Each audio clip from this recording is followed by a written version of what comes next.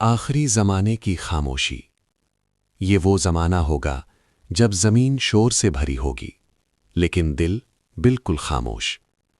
انصاف ایک خواب بن چکا ہوگا، سچ بولنے والا اکیلا اور جھوٹ طاقتور۔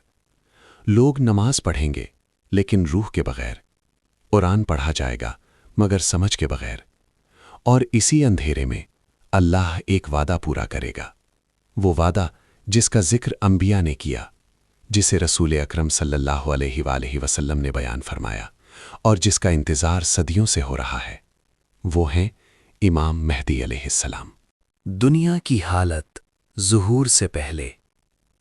امام مہدی علیہ السلام کے ظہور سے پہلے دنیا ظلم سے بھر چکی ہوگی، حکمران ظالم ہوں گے، عدالتیں بک چکی ہوں گی، مالدار مزید مالدار، غریب مزید غریب، مسلمان کا دشمن ہوگا، فرقے فرقوں سے لڑ رہے ہوں گے، اور دین صرف نام کا رہ جائے گا۔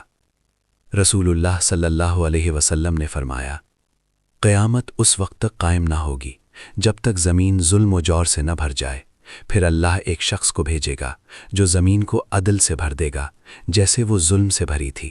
امام مہدی کا نسب۔ امام مہدی نہ کوئی عام انسان ہوں گے، نہ کسی نئے دین کے بانی، وہ ہوں گے رسول اللہ صلی اللہ علیہ وسلم کی اولاد سے، حضرت فاطمہ کے فرزند، حضرت حسن کی نسل سے۔ ان کا نام ہوگا محمد بن عبداللہ، یعنی نام بھی نبی صلی اللہ علیہ وسلم جیسا، باپ کا نام بھی نبی صلی اللہ علیہ وسلم جیسا۔ یہ کوئی اتفاق نہیں، یہ اللہ کا منصوبہ ہے۔ ولادت خاموش مگر محفوظ۔ امام مہدی علیہ السلام کی ولادت ایک عام گھر میں ہوگی، نہ کوئی اعلان، نہ کوئی جشن۔ اللہ انہیں لوگوں کی نظروں سے چھپائے رکھے گا، جیسے موسیٰ علیہ السلام کو فرعون سے اور یوسف علیہ السلام کو بھائیوں سے چھپایا گیا۔ وہ جوان ہوں گے لیکن پہچانے نہیں جائیں گے۔ وہ بازار میں چلیں گے، لوگ انہیں دیکھیں گے مگر پہچانیں گے نہیں۔ ظہور کا وقت۔ مکہ کی رات۔ پھر ایک رات آئے گی، مکہ مکرمہ خاموش ہوگا، حرم میں طواف جاری ہوگا، اور اچانک کعبہ کے پاس ایک شخص کھڑا ہوگا، چہرے پر نور، آنکھوں میں درد اور دل میں امت کا غم۔ وہ اعلان نہیں کرے گا لیکن حالات مجبور کریں گے۔ 313 افراد دنیا کے مختلف حصوں سے ایک ہی رات میں ان کے پاس جمع ہو جائیں گے۔ یہ عام لوگ نہیں ہوں گے، یہ اللہ کے چنے ہوئے ہوں گے۔ بیعت زبردستی نہیں، تقدیر سے۔ امام مہدی علیہ السلام خود قیادت قبول نہیں کریں گے۔ وہ کہیں گے میں اس کا اہل نہیں، لیکن لوگ کہیں گے ہم نے تجھے پہچان لیا، اور پھر کعبہ کے سائے میں بیعت ہوگی۔ یہ اقتدار کی بیعت نہیں، یہ حق کی بیعت ہوگی۔ فتنوں کا زمانہ۔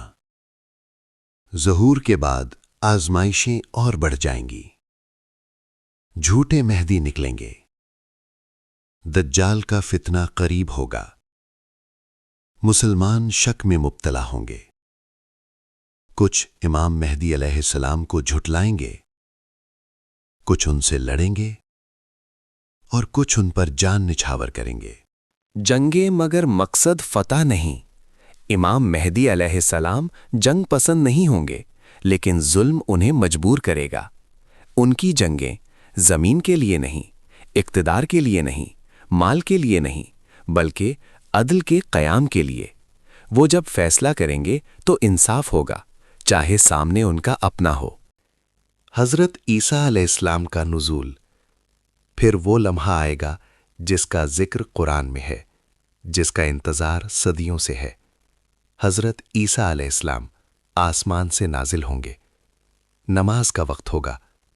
امام مہدی علیہ السلام امامت کے لیے آگے بڑھیں گے، لیکن عیسیٰ علیہ السلام کہیں گے نماز تم پڑھاؤ، یہ امت کی عزت ہے۔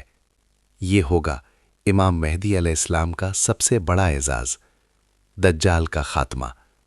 حضرت عیسیٰ علیہ السلام دجال کو قتل کریں گے اور فتنہ ختم ہوگا۔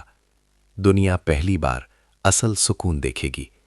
شیر اور بکری ایک ساتھ ہوں گے، زمین اپنی برکتیں نکال دے گی، کسی کو زکوٰۃ لینے والا نہیں ملے گا۔ امام مہدی کا دور۔ امام مہدی 7 یا 9 سال حکومت کریں گے، لیکن یہ حکومت دلوں پر ہوگی۔ کوئی بھوکا نہیں ہوگا، کوئی مظلوم نہیں ہوگا، اور دین صرف مسجد میں نہیں، زندگی میں ہوگا۔ اختتام۔ ایک سوال۔ یہ کہانی ختم نہیں ہوتی، یہ انتظار ہے۔ سوال یہ نہیں کہ امام مہدی کب آئیں گے، اصل سوال یہ ہے کیا ہم ان کے ساتھ ہوں گے یا ان کے خلاف؟ کیونکہ ہر دور میں حق آیا ہے اور لوگوں نے انکار کیا ہے۔